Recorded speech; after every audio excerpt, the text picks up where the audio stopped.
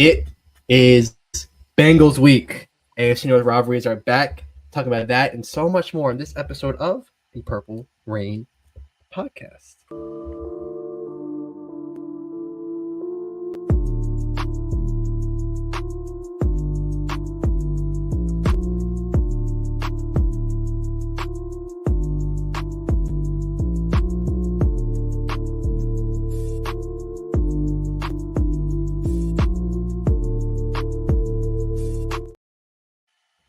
Yes. Happy Friday Eve, and welcome back to this episode of the Purple Rain podcast, episode 268, the Matt Skura episode, the Brandon McKinney episode, the AQ Shipley episode of the Purple Rain podcast. Thank you for coming through on your lovely Thursday night and spending it here with us.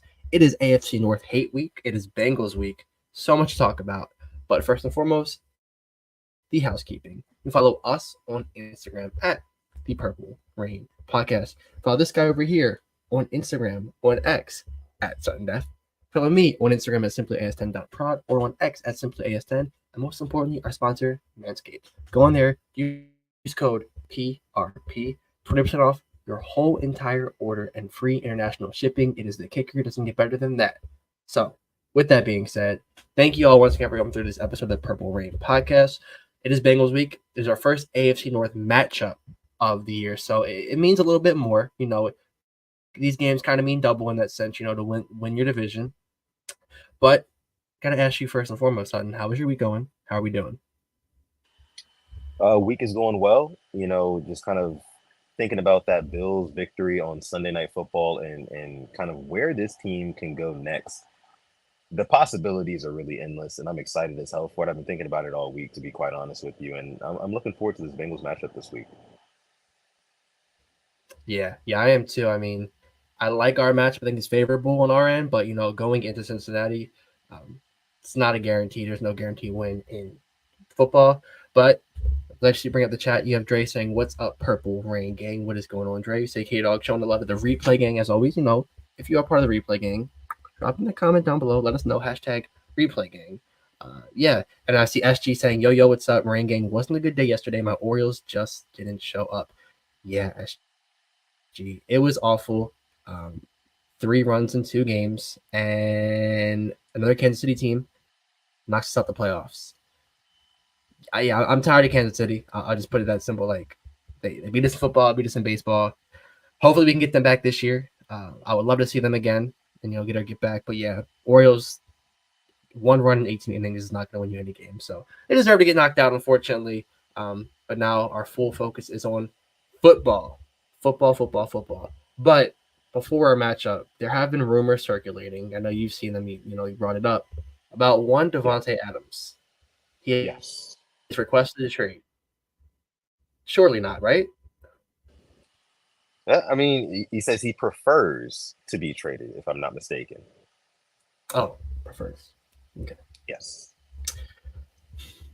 You know, surely EDC doesn't do it. I mean, it's just with the Ravens, man. You can't really expect them to go after a true number 1 all-star wide receiver mid-season. Like, that's just not going to happen. You can barely expect them to do it over the offseason, but we're going to get into that in a little bit more. We do have a video clip of Davante Adams on a podcast featuring James Jones and one other. I can't remember her name. Amber Harris, I think it is. Amber O'Harris or something like that. But yeah, in that interview, Davante Adams was basically saying he wouldn't mind coming to Baltimore, but you don't have to take my word for it. Let's go ahead and listen back to what he said himself.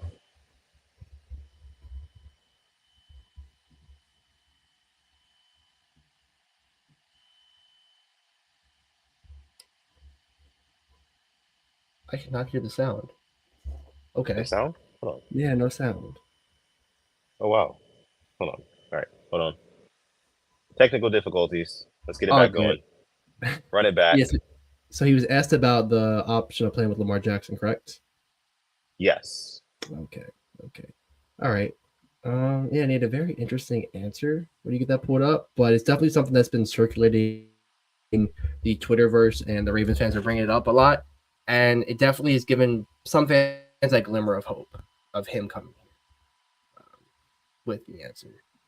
So Let's see. when we get that pulled up, Hey, CD there we did go. his thing, and Yes, he did. I don't take no credit, but I did get on I Am Athlete and tell y'all boys CD was a top 5 receiver, and everybody was just trying to give me backlash and all that. And I said, okay, I'm CD. I said Mike Evans. He went in there and did what he did again. You know, so I ain't gonna get into that. But I would say right now, man, I've had big seasons, man. To me, it's like this is a long-winded answer, but to me, I think it's funny that we judge who's the best receiver off of who has the most yards anyway, because not everybody getting the same targets. The offense ain't the same. Like that shouldn't be what's like to me. If you have 1,300, somebody has 15 and a half. To me, you can have a better season than them with that 1,300, depending on what No the question. touchdown and just how it looked, whatever you did. So I've had big seasons. I don't necessarily need the 1,700. That would feel great. And now if you told me I was gonna get the record, I might have to think about something different. If you said 2K, then that might It's a be little different. I have to think about it. But if you giving me a bowl and I get to get out there with Dub and Lamar and have fun, boys be having, I think I think I might take that 900 and just and keep it. Give me 10 tugs and I'm good. Nobody brought up the Ravens, by the way. He just threw Lamar's name in there. Just dropped it in there. Dropped the hint of that in there. And when you hear that, it definitely gives you a little bit of hope. But I'm going to just be realistic here. I don't think it'll happen. Those contract numbers are absolutely insane. So this year, the cap hit is 25 mil. Next year, it rises to 44 mil with a base salary of 35.6 million. And we're already strung up on cap. I would love for this to happen. Don't get me wrong. But from just straight numbers, you'd have to play a lot of cap gymnastics, a lot of restructures, cuts would have to be made. I don't see it happening, although I would love to see him in that black and purple. Yeah, so you're saying how many years are on Davante Adams' contract? Did you say? So after this, it's 2 more years, and it's a cap hit of 44 and 45 million, respectively. I see. Well, I mean, isn't it possible, right, for the Raiders to accept maybe paying out the rest of Davante Adams' current year's salary in bonuses outright? Yes. And we offer, or any team could do this actually, we offer some draft capital, right? So in return, we give them maybe like a 3rd-round pick, right? Because I think they're asking for a 2. I think that's the word on the street, is that they're asking for a 2nd-round pick for Davante Adams should they let go of him. But I think we could give him a 3, and I think we can give him maybe like a 6 in like a future, maybe the year after that or something like that. And then in that case, he will become sort of like a rental, right? We'd rent him for a year and then probably deal him after the season's over. Now, if the philosophy is to win a Super Bowl, and one of the key pieces that the Ravens are notorious for missing, right, especially amongst Ravens fans, is that X receiver, that bona fide number 1 wide receiver. Everybody's been talking about it. Everybody wants it. Me and you have sat on this podcast and talked about it at some point. We're 268 episodes deep, but we've both said it at some point in this podcasting career of ours. We want that number 1 bona fide wide receiver, and I kind of still share that same sentiment, but at the same time, nowadays I'm kind of on the other side as well. I think I'm more on the other side of, hey, you know what? Like, that's really not our identity, But I think about it like this too, Alex. If the Ravens did go out and pursue a Davante Adams, let's think about if he got on the team. That makes the pick your poison on this offense that much more poisonous, if you will. You know what I mean? Because you have the running backs, you have the backfield. I'm not even going to say the running backs, but just the backfield with Lamar Jackson, Derrick Henry, Justice Hill, Keaton Mitchell whenever he gets back. You've got the tight end, so we are yet to really establish, and put into this offense in a way that in the way that they can be productive. If you add the Davante Adams, I think that's the missing piece. We have the shifty wide receiver in Zay Flowers, right? We have another guy in Bateman who we know he can get open. But if we have a Davante Adams, that kind of completes the puzzle. That's the missing piece to the puzzle. I think a lot of people would agree to that. What is the 3rd-round pick? Can you let me know, Alex, who did the Ravens draft with their 3rd-round pick in this past draft? Oh my gosh, who was it? Who was it? I'll be honest. Like that's the thing. I kind of forgot. It was first round. Yeah, It was I'm not Nate too sure. Wiggins, and then it was Nate Rosengarten, and Rosengarten, then it was Adisa Isaac, Adisa freaking Isaac, who has just seen the field and was playing in garbage time. And that's how you forget when these guys don't play. so you see what I mean here. Like what is a third round pick really in the grand scheme of things? If you can rent a Davante Adams even just for a year, right? And give Lamar that actual number one receiver. So you don't leave a shadow of a doubt that this team has everything that it needs to compete in the playoffs. Because right now our identity is what it's always been. Play some damn good defense and run the ball down your throat. And for the past 2 weeks, we've been doing just that. But the issue is when you get into the playoffs and the going gets tough, and I talked about this on the last episode, when things get tougher, right? You have to be able to put that ball in the air, and you have to have reliable receivers who are going to catch these passes. Because a drop pass in the playoff game is catastrophic. It's damn near, it's damning. Like you're going to lose the game. Like your percentage of winning a game can drop by maybe like a good 3 or 4% with just one drop pass that could have been a first down. And I think we had 7 of those in the divisional matchup against the Titans. We had a couple against the Bills as well, in the 2021 divisional game. You need a guy, right? So like, I kind of see both sides here, Alex. I do, and I want to let you go here too. And SG kind of says it here. Tay would be a better Anquan Bolden for us. That right there gets me excited in itself. But Alex, I want to let you go. What are you thinking about all this? I think about, you bring up these picks, and I'm thinking about we're gonna have a lot of comp picks next year. A lot of freaking comp. Think about everybody we lost. All right. Granted, they're not playing the way they were playing with us last year, but with the contracts they got, Patrick Queen, Geno Stone, Jadeveon Clowney, they got hefty money. I'm seeing a couple of 4th round picks and 5th round picks comp pick wise. And the only guy we signed was Derrick Henry. So you can cancel out one of those 4th round picks. So we get a 4th and a 5th and probably another 5 and 6 maybe. You have picks to play around. You know you're going to be able to get these picks back comp wise. Yeah. Brought up the 3rd round pick. Issa Isaac. Played in garbage time this week. Devontae Walker. Surely he's been active, right? No. Nope. Can't even make the 53-man roster. I mean, the game day roster. And that's not his fault. It's just the way the Ravens' philosophy is. I would get if it was, if it ain't broke, don't fix it. But you're showing us time and time again in the playoffs, you go away from the run. Okay, so if you want to go away from the run again in the playoffs, there's a guy out there, 32 years old, 18 catches, 209 yards, and 1 touchdown. And I believe he missed last week as well. So that was in 3 games? Yeah, in 3 games, 209 yards. You saw what he did against us. They're driving down the field. Gardner Minshew makes a throw, but your receiver, Michael Jackson's it, and literally just like leans all the way over it, gets 2 feet inbounds. First down. Yeah.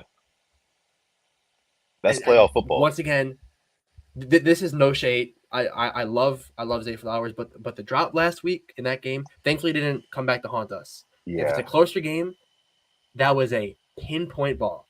Beautiful ball in the sideline, in the breadbasket, doesn't come down with it. I'm betting you 97, 98 times out of 100, Davante Adams will bring that down. And that's the difference. Yeah. Hey, you said it right there. I couldn't have said it any better. Let me see what you guys are saying here in the chat. SG says other benefits from Tay is the young wide receiving core being able to learn from him. I agree with that as well. I think he would do wonders for a Rashad Bateman, as a Flowers, and maybe even younger guys on the team. Tez Walker, who knows, right? Who knows who he might impact in practice. And if you watched, I think Netflix did a documentary. It was called Receiver over the summer, and Tay Adams was featured on that documentary. And I watched a couple of episodes where they were kind of covering and following him around. And he is a guy who would fit in very nicely with this locker room. I can tell you that right now. He already just said it. I mean, you guys heard it there first. Maybe not there first, but you guys heard it there. Lamar Jackson would be a really nice teammate, according to Devante Adams. So I think that the Ravens won't go after him, right? But I think that they should do their due diligence at the very least, and see what it would take. Just call the Raiders. Just pick up the phone and call, right? Like, hey, what are you guys really looking to do here? Because we might be interested if you guys are looking to, make something shake. So, we'll see. I don't think that it'll happen. Like I think Alex shares the same idea. He doesn't think it's going to happen either. It's just not a Ravens move. As simple as that. It's just not a Ravens move. Yeah. But okay. Yeah, and go ahead. Yeah, final thought on that. It's not a Ravens move, but at the same time, over he's 32 years old, out of his prime, I'd say, but he's still a damn freaking good receiver. So, like you said, do your due diligence. And I saw from Rappaport, either we checked on him or he listed as us as one of the team was to come to. Rappaport didn't say which one it was, but either we want him or he wants us. Really that simple. And if you see, your quarterback out there, and I know Lamar's like, hey, every dollar counts. Yeah, go and get this guy. And like we have the capital. I'd be willing to give a 2 for him. Rosengarten worked out. It's looking like it's going to work out this year, but in previous years, we didn't have a 2 last year in the draft. We got Zay, we got Trenton in the third. Previous years, the 2 just hasn't worked out. So we gave up a 2 for Roquan Smith on a rental, and we extended him. Keep that same energy with the offense. I'm just going to say Keep that. That same energy. Yeah. I love it. I think that's the perfect segue and transition into our next segment, which is going to be the Ravens' next matchup, which is this Sunday, 1 p.m. on CBS against the Cincinnati Bengals in Cincinnati. So we are here to break that one down and to kind of, break the subject a little bit. We got DWAS with the super chat. Oh boy. Every week, man, dropping the 2-piece in the chat, letting us know who is the referee for the upcoming Ravens game. And this week, the referee for the game is going to be Bill Vinovich. Okay. Mm-hmm. All right. So we will see. Thank you. I think the officiating was definitely not as bad last week as it was in weeks prior. I think we still had like 6 or 7 penalties for like 70 something yards or something like that, which still isn't good. Still not good, but it is an improvement from 11 for 115 or whatever it was in a couple of weeks before that.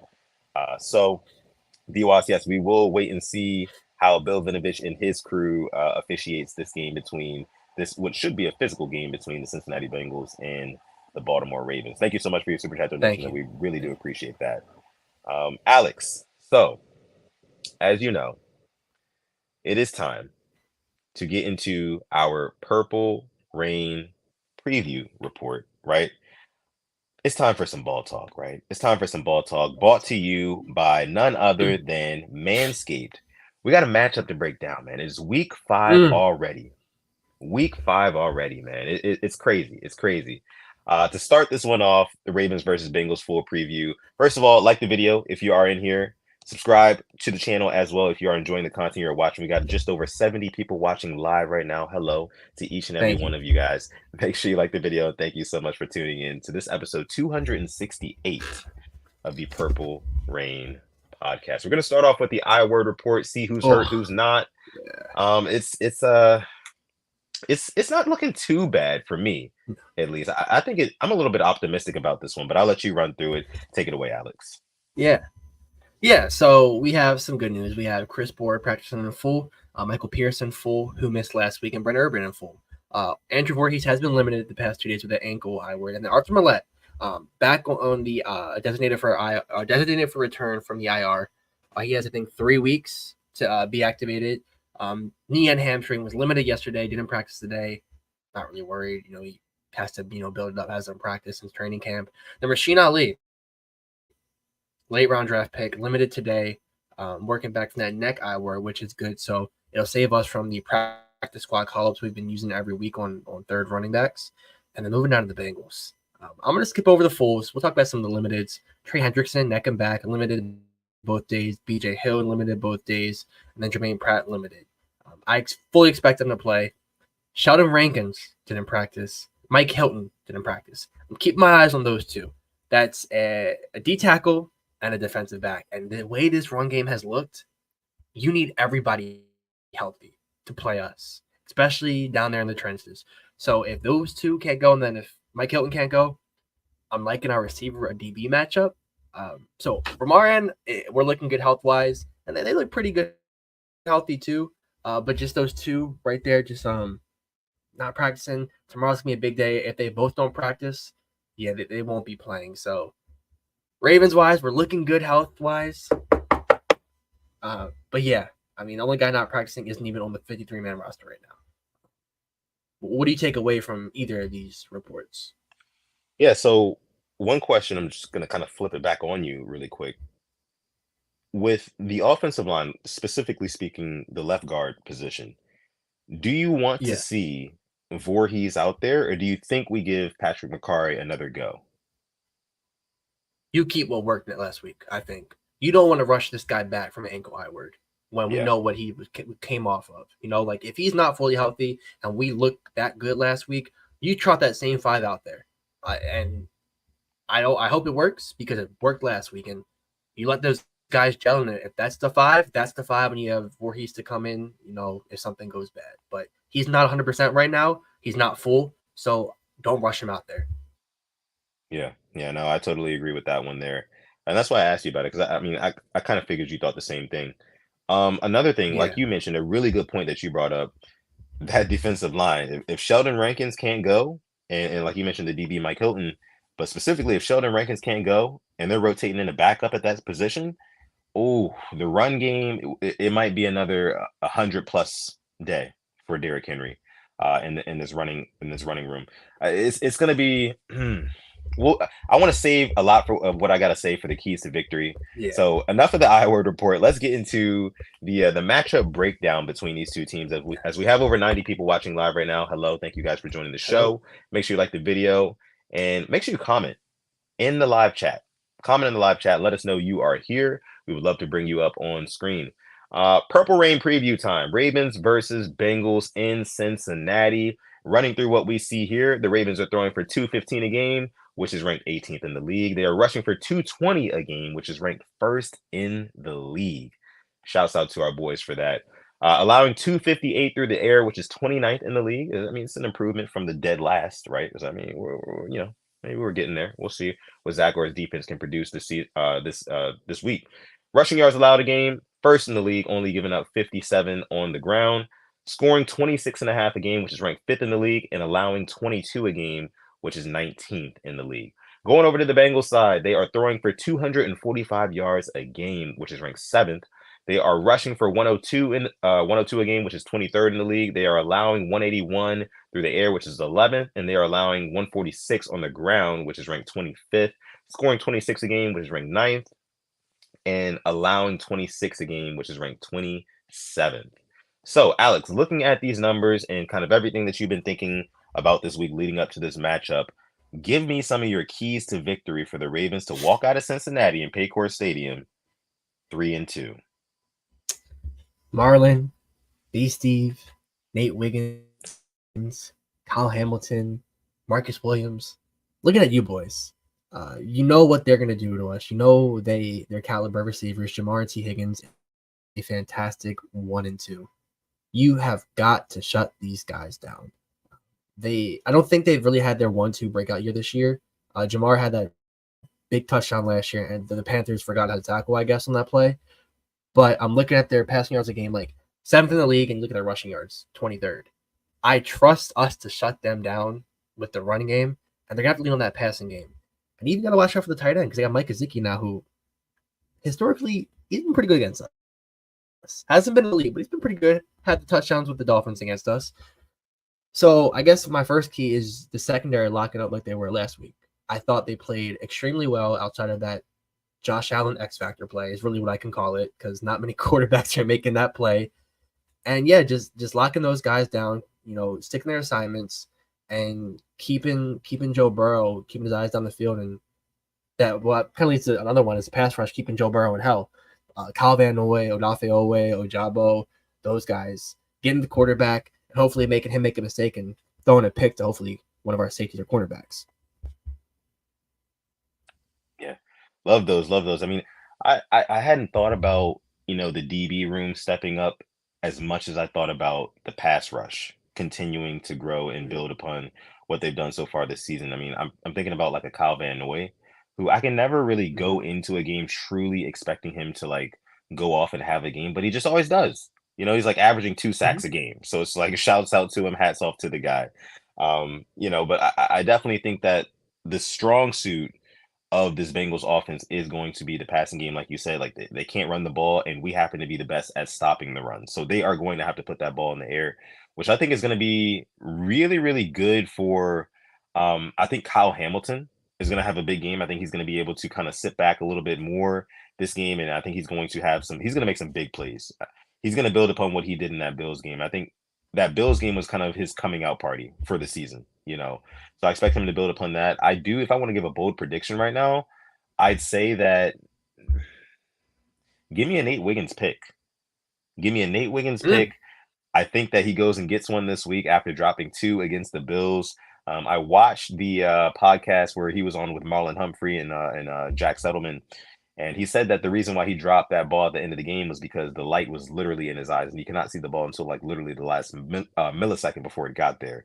Excuse me, which is understandable.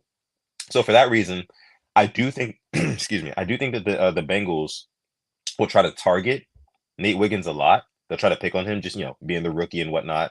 And I think he's going to have some opportunities. That pass rush is going to get after Joe Burrow, maybe force an errant throw, and Nate Wiggins will be right there. If you watched Coach DC, all 22 films, he's also a Ravens creator. Guys, go follow him as well. Subscribe to his YouTube channel. He's really great. He made a video about Nate Wiggins and how this guy is literally step for step with his man at all times, like shadowing him, like mirroring his guy. Yep. And I think that's going to happen on Sunday, whoever he may be guarding, and I think he comes away with a pick. But that's going to be one of my biggest keys to victory. Pass rush has got to continue to build upon what they've started this season, and that starts with a Kyle Van Noy, I'm guessing. But I need Odafe Oweh. I need David Ojabo. I need somebody to get to the quarterback, get Joe Burrow uncomfortable. Second key to victory for me, flipping over to the other side of the football for the Ravens. Derrick Henry in this running game, keep it going, man. Keep it going. And what I want to see is, I want to see the same level of creativity with Todd Monken, but like just turn it up a notch, right? This is a Cincinnati Bengals team who knows us very well. And yes, we typically do beat them, but I think it's going to be just a little bit harder to just run all over them. You know what I mean? They're allowing 146 a game, but still, these divisional games, man, there's just something about them, whether it's the Bengals, whether it's the Steelers, whether it's the the Browns, I'm sorry, it's going to be a tough out. So I think that mixing it up, getting Justice Hill in there early, that'll be one of my other keys. Get Justice Hill some carries early, man. Like let them know early and often, this is not going to be a very predictable offense for the Ravens, right? And I've been saying that for the past couple of weeks, but continue to build upon that, just creativity and keeping the defense guessing, right? Keeping them on their heels, which I thought we did really well against the Bills, and we did really well against the Cowboys for the greater part of that game. Just build upon that. Those are going to be my keys to victory for the Ravens to walk out with a W. Okay. Let's go ahead and see our trench measures for this week, shall we? See where these teams stand in terms of pass protection, run blocking, pass rush, and run defense to kind of justify our points here, our keys to victory. As you can see, pass protection for the Bengals and the Ravens, relatively close as graded by ESPN and PFF combined here. Again, the strong suit of this Bengals offense is going to be the pass game. Now, when you go over to the top right chart, you see the pass rush, and the Bengals virtually have no pass rush. So what that means is, since they cannot get home with 4, or they haven't been able to get home with 4, they're probably going to be sending a good amount of blitzes, right? But they don't want to be in that scenario.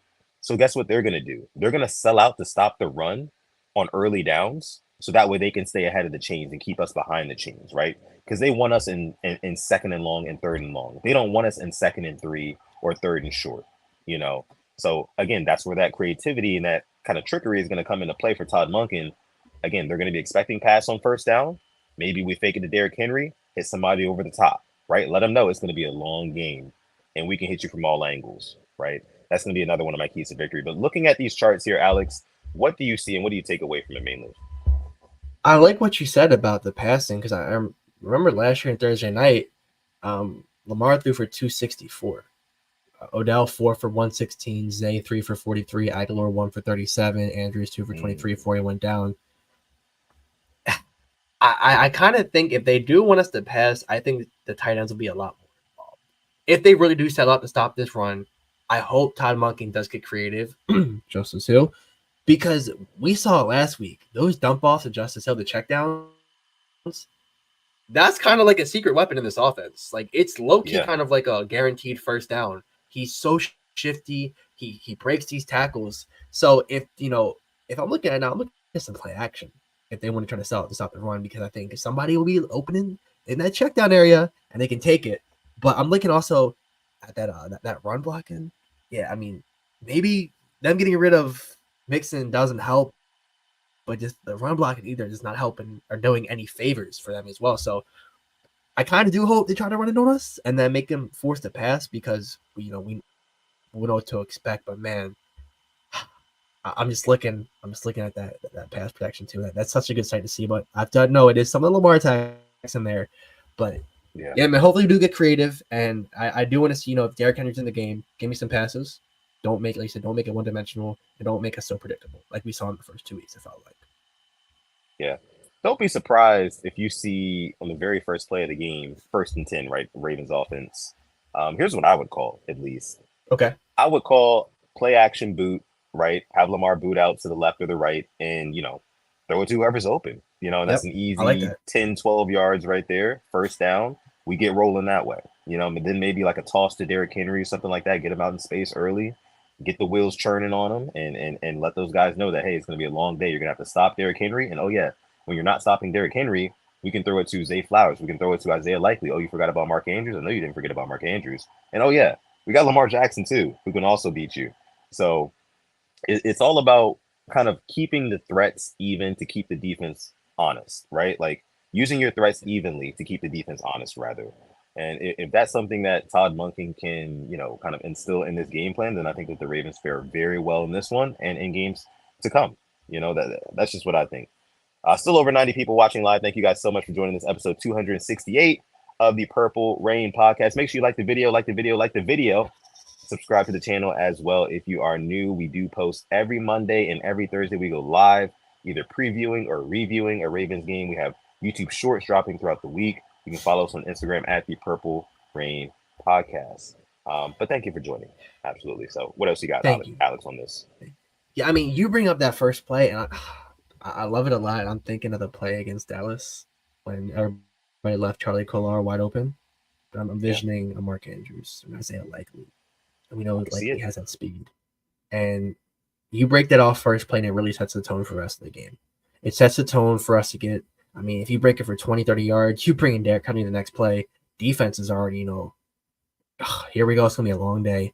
You bring in that 250, 60-pound Goliath and just run at you. I love that play call. And I really hope we do get creative at that point, because, Lou Anarumo, he had this defense playing really well the past couple of years.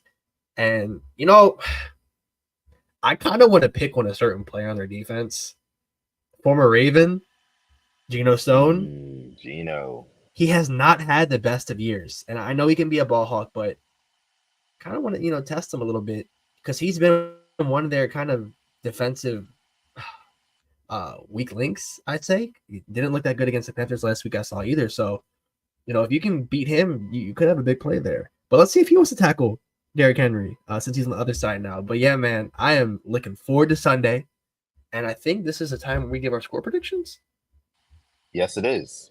It is. Okay, I'll go first. Okay. I said 34-20 last week. I'm going 27-13 Baltimore Ravens. I love what we built last week. I think we build off of it again. And if we can shut down this run, make them one-dimensional, and the corners lock up, it's going to be a long day. A very long day. Joe Burrow has not looked like the Joe Burrow that we know he can be the first couple of games. So, yeah, give me 27-13 and give me the Ravens defense playing like the Ravens defense that we know and love. Okay. Make sure you drop your score predictions down in the live chat. If you're not watching live and you're part of the hashtag replay game, make sure you drop your score predictions down below in the comment section. Okay, So my score prediction for this one, I'm gonna go Ravens W. Right, I picked against our Ravens Okay. last week, and I'm glad that I was wrong. Like I told you and Ryan from at For the Flock, shout out to him. He was on the show last Thursday.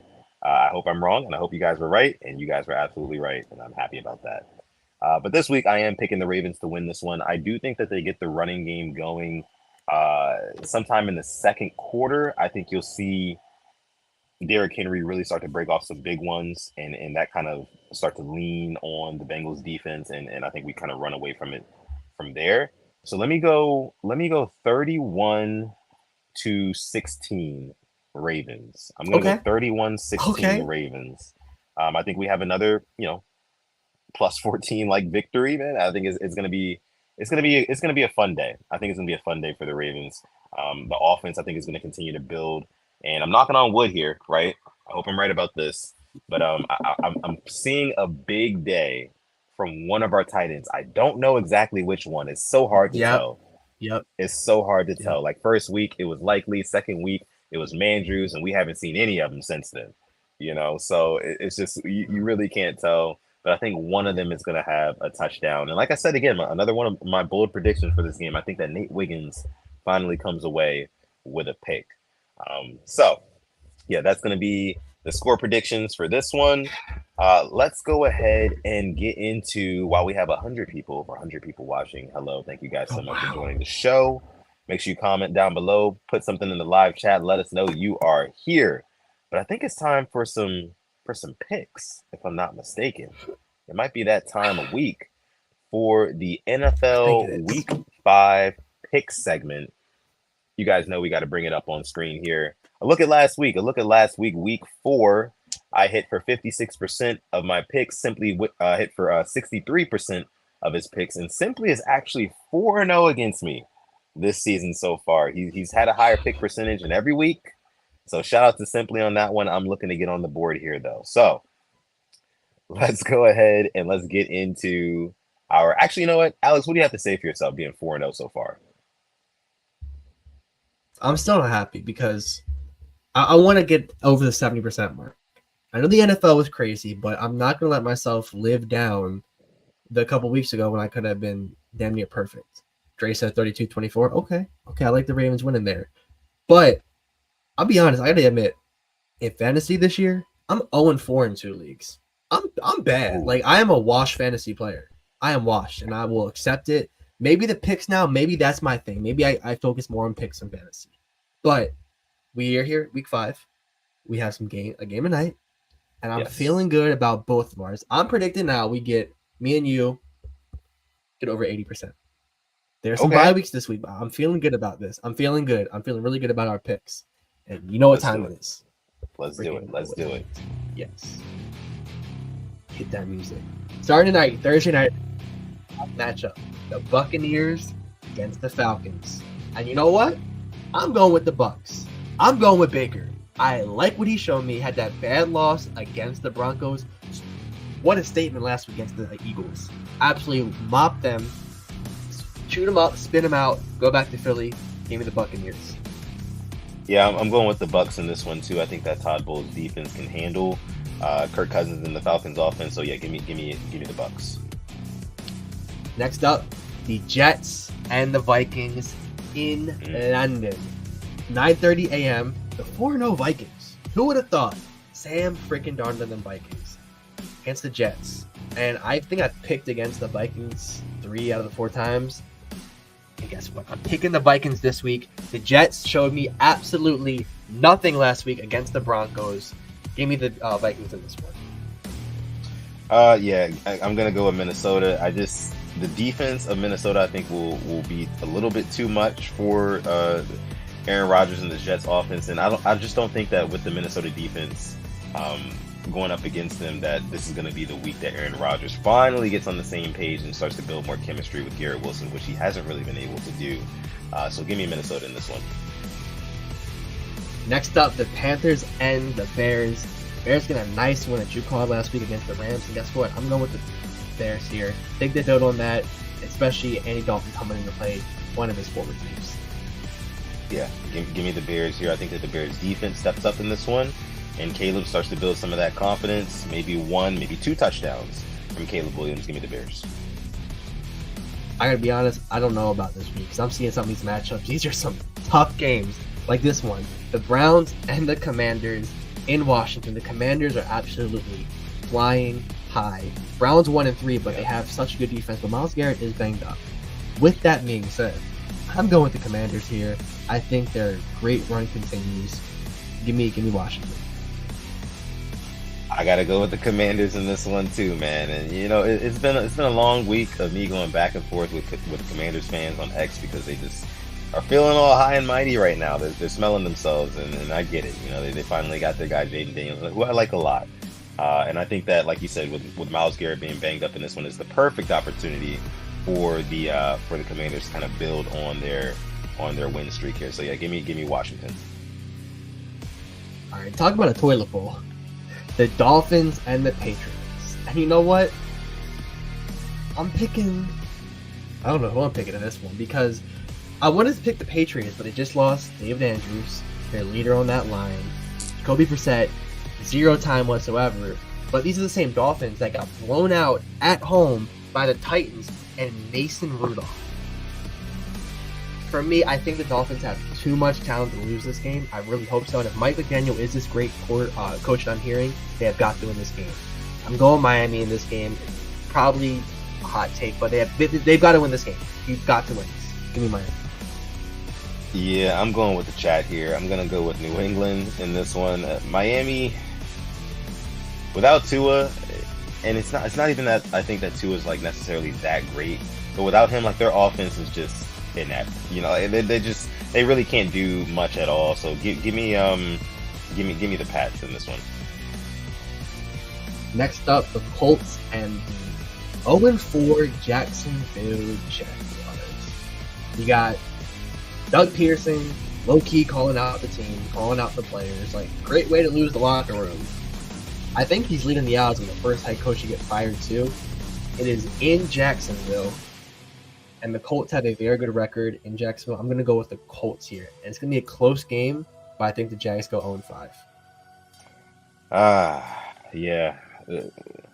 Like I said again, it's been time to have that conversation about Trevor Lawrence, and I, you know, full disclosure, I'm going to go with the Colts in this one too.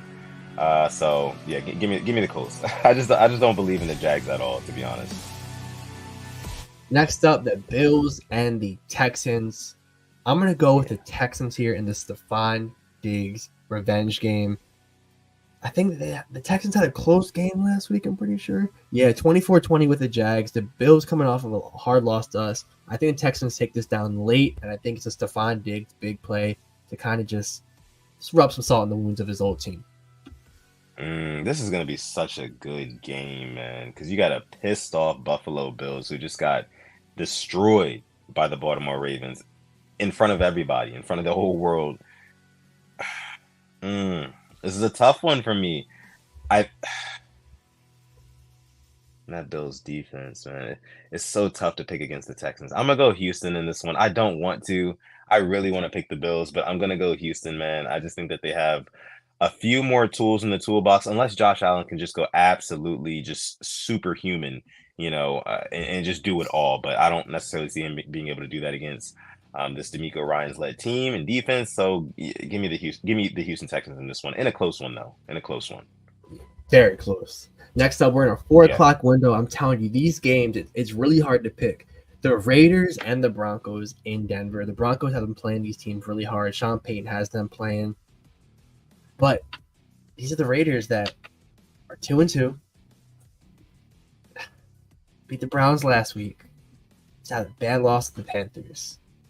But I'm going to pick the Broncos in this. I think this is the game where we see a O'Connell take over for Gardner Minshew. I really do.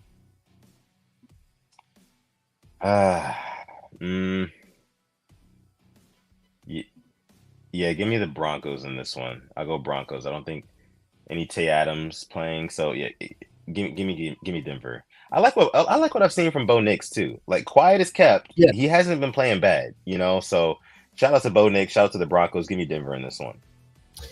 Next up, the Cardinals and the Niners in San Francisco, if that matters. Taking the Niners here. Debo back, Ayuk, Jawan Jennings looking good, Jordan Mason back there. I don't know what's going on with CMC. I'll be honest with you. If I'm a Niner fan, I'm kind of a little worried, but they got Fred Warner, absolute dog. To me, best linebacker in the league. I liked him in this game. It'll be closer than expected by the Niners pulling this one out. Yeah. I wouldn't just be a little worried if I was a 49ers fan. I would be big worried if I was a 49ers fan because, I mean, before the season even started, you had doctors saying that, yeah, he'll be good to go by week 1. And here it is, like a quarter into the season. We're in week 5 now. Still no sign of Christian McCaffrey. It's been radio silence about him even potentially coming back anytime soon, So I do understand that the 49ers will probably be most likely 80% chance they'll be in playoff contention around that time of year. And maybe that's around the time that he'll be able to come back and he'll just be fresh and ready to go. And maybe that'll work to their benefit. But the fact that I think he's got Achilles tendonitis in both legs or something like that. And it's just like, in both legs just never sounds good. Like, because, bro, No. you yeah. It's just not good. Not good. But I'm going to go with the 49ers in this one, though. All right. Next up, we got the Giants going against the Seahawks. 3-1 after that loss against the Lions. Give me the Seahawks in a bounce-back game at Lumen Field. I'm gonna like their chances in this one. Yeah, I'm taking the Seahawks. Mike McDonald all the way on this one. This one though, Packers and Rams in SoFi. Both teams coming off hard L's last week. Packers went down late to went down early. To the Vikings. Stormed back to lose 31-29. You got the Rams. Matthew Stafford with a bonehead interception he threw. I don't know what that was. Jordan Love back, getting healthier, but no Christian Watson. Josh Jacobs has looked good. I think this is going to be a close game. I really do. I'm going Rams here. I probably should go Packers. I'm going to go Rams just for kind of an upset, but give me the Rams here. Yeah, I'm going to go Green Bay in this one. I'm going to take Jordan Love, Matt LaFleur and company to go out there and take this one. Give me the Packers. All right, this should be interesting. Sunday night, when you're talking some of the most historic franchises in the NFL, it's these two, and you got to throw the Raiders up there as well. You got the Cowboys and the Steelers. Yep. At Acrisure Stadium, 8:20. Mike Tirico, Chris Collinsworth. Cowboys, no Parsons, no DeMarcus Lawrence, no Brandon Cooks. Still got Dak and CeeDee in them boys against the 3-1 Steelers. Lost last week to Joe Flacco and them Colts. Justin Fields for 300 yards passing. Najee Harris getting called out by some of the Colts players. This is a weird game, and I think either team can win this. I'm going to go with the Steelers here. I just think the Cowboys are missing too much defensively, especially against a quarterback like Justin Fields. You want to get to him, and he can make you miss, especially now you're going to have backups out there. It could be a long day. I'm going to go Steelers here in a very close one, but Justin Fields makes a play with his legs to win the game.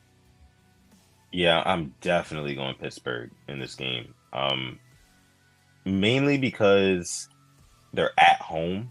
I think that at home in prime time, the Steelers are the defense is gonna come out a little bit different and maybe rattle the Cowboys offense a little bit, I think, early.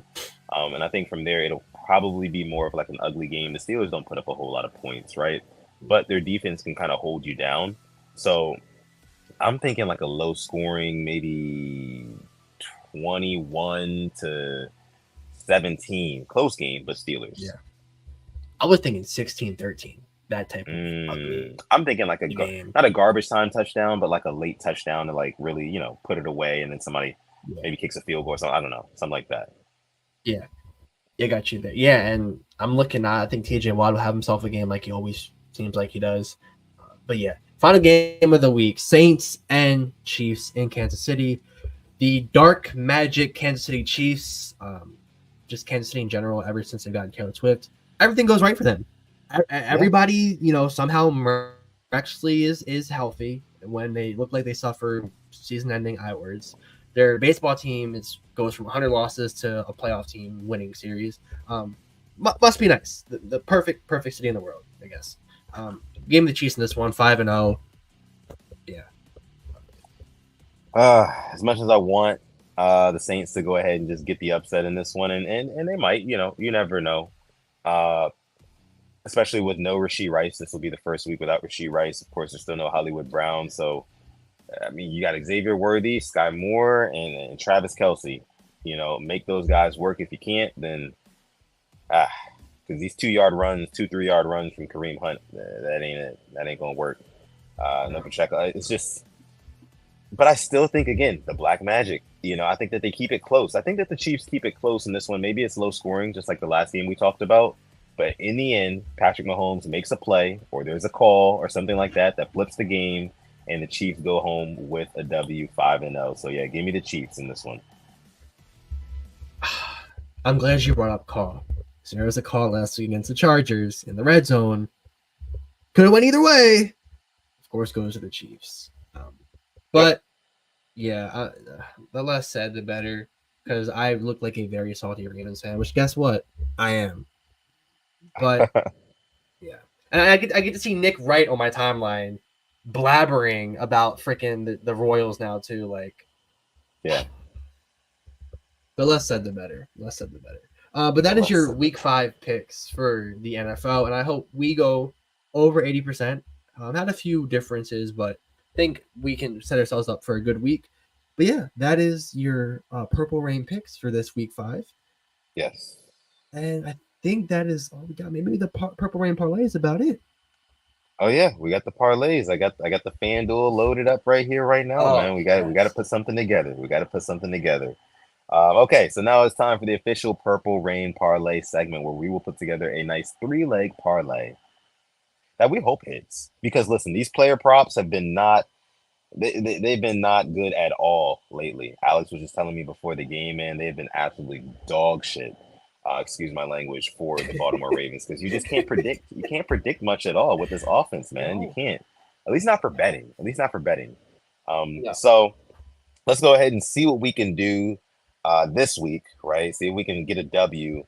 Let's go ahead and take a look at these rushing props, because we've been running the ball all up and down the field past couple of games, so we got to take a look at those first, right? And as expected, yeah, you got Lamar Jackson's line over under 53.5 rushing yards. Whew. Whew. That's hefty for a quarterback. Very hefty. Oh, 53.5. That's It's such a sweet spot for Lamar, though. Like Vegas literally said it perfect. And I think Lamar Jackson with 50 rushing yards in the game, that's like the perfect amount. That means that we're doing something right. We're not overutilizing Lamar Jackson's legs, right? So I think Vegas hit the nail on the head right here. If I had to guess over under, I would say honestly the under, only because I think that we may get up on the Bengals in this game.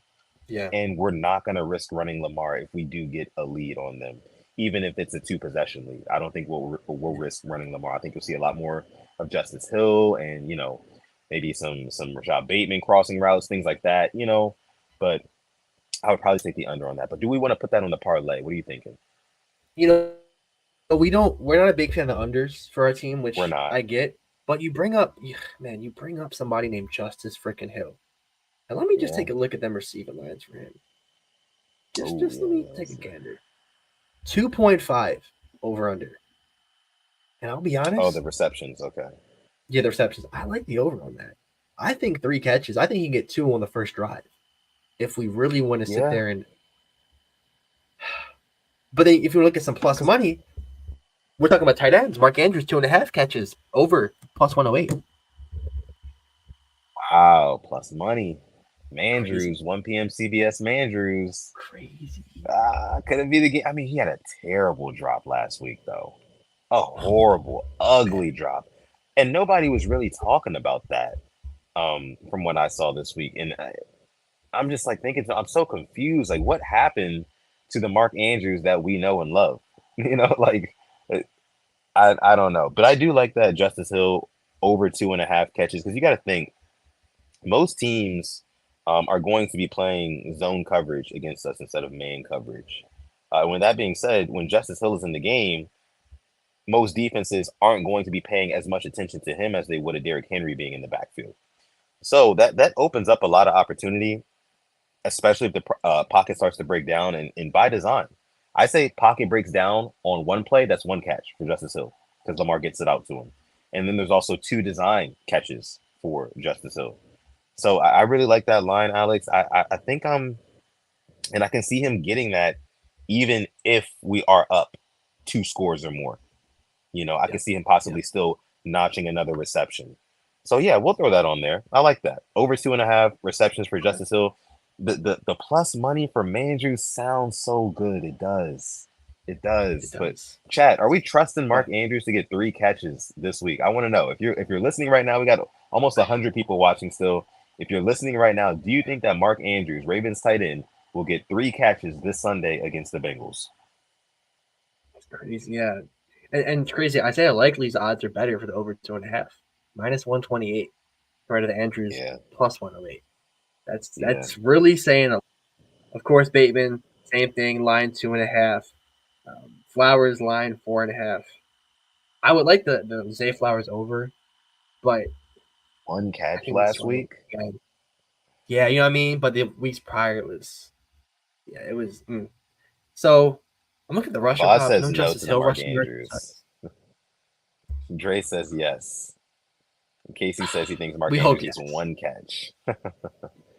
Ah, man. Damn you, Vegas. But go ahead. What were you saying? There's no Justice Hill rushing yards props. Oh, yeah, I saw that. They know. They know what they're doing. They know what they're doing. Yep. They know what they're doing. Let's take a look at the touchdown scoring props. So, of course, Derrick Henry is going to be a lock to score a touchdown, right? He scored a touchdown in literally every single game this season. He is -170 for an anytime touchdown, which, I mean, I guess is not like if you're putting it in a parlay, right? It's not too bad. You know what I mean?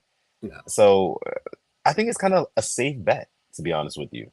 -170, you don't get a whole lot of value there, but again, when you put it in a parlay, I think so. I'm gonna just add it. I'm gonna add it because it's almost a guaranteed leg. And with these player props, man, you gotta have at least one bona fide lock, and that's what Derrick Henry anytime touchdown has been for the Ravens this season. So I'll leave that on there. So that leaves us. We got 2. We need 1 more. What are you thinking, Alex? I will not let my Rashad Bateman agenda lose us money. So I'm staying away from Mr. Bateman. I will tell you that right Okay. now. Okay. Man. I don't want to bet on the Bengals, but there are some juicy props on there I don't hate receiving wise. Let me see these receiving yards. Do we like Justice Hill 3 catches or over 21.5 receiving yards? Which one do you like better? Last week it was over under 14.5 receiving yards. So they upped it this week. Okay.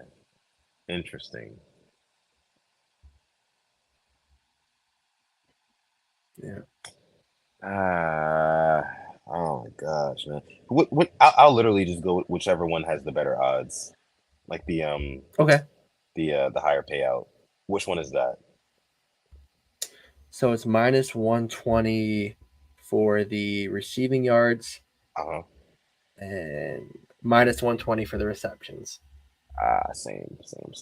Pick your freaking poison. Yeah, man. I don't know. It's so tough, man. It's so tough. What do you guys think? Chat, what are you guys thinking? So Hill, do we want Justice Hill over on the reception? So over 2.5 receptions, or do we want Justice Hill over 21.5 receiving yards? You guys can pick it. We're gonna let the chat pick this one. I think that's what we should do for this. I like that. Let the chat pick that one. And that's how we'll end it. So yeah, make sure you sound off in the chat below which one you would like, Justice Hill over 2.5 catches or Justice Hill over 21.5 receiving yards. So see, Ryan says yards. Dre says catches. See, it's tough. Oh my gosh. Right, it's a tough one, man. Can we get some tiebreakers in here? Let's see. Andrew Riley Smith, what's going on, brother? Shout out to my brother out in Georgia, serving our country. Salute to you, brother. Says trap game for the Ravens, Bengals out for blood. Hey, man, I don't think so. But you are entitled to that opinion, brother. You are entitled to that opinion. Yes, you are. But yeah, let me see. So Ryan says he gets like 10 every time. Let's see. He says yards. Let's see. Boss says receiving yards. If you guys go up, they won't be throwing it. Okay, so are we? Receptions. Out here. Man. Receptions? Is that what we're saying? I think that's what they're saying. All right. Well, let's go with the receptions then. Let's go with the receptions. So wait a minute. Well, we already had Justice Hill over 2.5 receptions. Damn. Yeah. So that was the first pick for the final leg. It's hard because like I like Andre Iosivas. I like him a lot. He's their number 3 receiver. I can definitely see him being left open in the middle of the field, but 23.5 is a fantastic line for him. I can see him getting 2 catches, 21 yards. You know what I mean? Like I can see that. So that's a perfect line for him. Yeah. And especially if they have to throw a lot in this game, since if we're going to be scoring. I like that. I think I like that a little bit more than the Jamar Chase over 71.5. Yeah. Just a little more. Either him or one of the tight ends. I like the overs. Gesicki, I think, had 1 or 2 catches last week.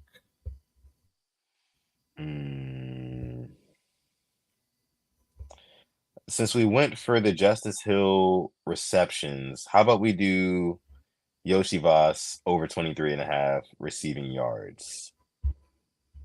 Okay, I'm cool with that. Okay. And that's strictly us rooting for him to get those yards when we're already up like 2 touchdowns in garbage time. So that's it. That's a plus 427. You know there will be a plus 30% profit boost if you want to wait. If you're in Maryland, there will be the profit boost. But that's a plus 427. So run down one more time. Justice Hill over 2.5 receptions. Derrick Henry anytime touchdown scorer. Andre Iosivas 23.5 yards over. That is your Purple Rain parlay. That's very hittable. That is very hittable. Like, if that doesn't hit, man, like tell responsibly. But if that doesn't hit, man, we might have to start just going to straight bets. Just give you a straight up bet for the week. Yeah. And maybe we do that. How about we start a ladder challenge, right? Off of straight bets. I'm with it. One straight bet. Let's do that. Let's do that. Yep. Let's do that. Pick one. Let's do that. Okay. You want to start it next week, or you want to start it any game? Yes, any game next week. Ooh, any game, any prop you like. Okay. Yeah, I think that's a lot. I like that. I think that's a lot better because I feel like, I watch the lines a lot. You definitely keep an eye on the Commanders. We keep an eye on different teams. I'd definitely be down with that. Okay. Yeah, so you heard it here first. There will be the very first ladder challenge starting next Thursday on the Purple Rain podcast. That'll be episode 270. So make sure you tune into that one. If you are new here, make sure you subscribe and stay tuned in for that. And also like this video as well. We're going to go ahead and get out of here now. We still got over like about 100 people watching. So shout out to all you guys. DWAS says, Alex, you were great tonight. Shout out to you, DWAS. Appreciate you for coming through. Thanks, David. I appreciate it. Thank you. And yeah, so again, wrapping up the show, you can follow us on Instagram at the Purple Rain Podcast. You can follow me on Twitter or Instagram at Sutton Def. You can follow this guy over here on Twitter at SimplyAS10 and on Instagram at SimplyAS10.prod. And like he led the episode with, Manscaped is our sponsor here on PRP. You can go on manscaped.com, get yourself all sorts of products like the Lawnmower 5.0, the Beard Hedger, the Shed to keep all your stuff in, right? They just sent us the Scalp Scrubber. Beautiful. You don't want to get out the shower. You don't want to stop washing your hair when you got the Scalp Scrubber from Manscaped. Plus the 2-in-1 hair conditioner and shampoo. It hits different, man. So make sure you go on manscaped.com. Use our code PRP. You're going to save yourself 20% off. Plus the free international shipping. This is worldwide. We're going worldwide for you guys, just for you. Yeah, my name is Sutton Def, and again, this is the Purple Rain Podcast. And with that being said, I'm gonna let my guy Alex take us out. Man, K-Dog beat us to it. Thank you so much for coming through this lovely, lovely episode. Thank you, Trey, for coming through. Thank you, everybody who watched on any platform. Much appreciated. As always, stay positive. Test negative. Yes. And never, ever, ever forget, even on the rainiest of days, to call God. It's been episode 268 of the Purple Rain Podcast. We're going to catch you guys In the next one,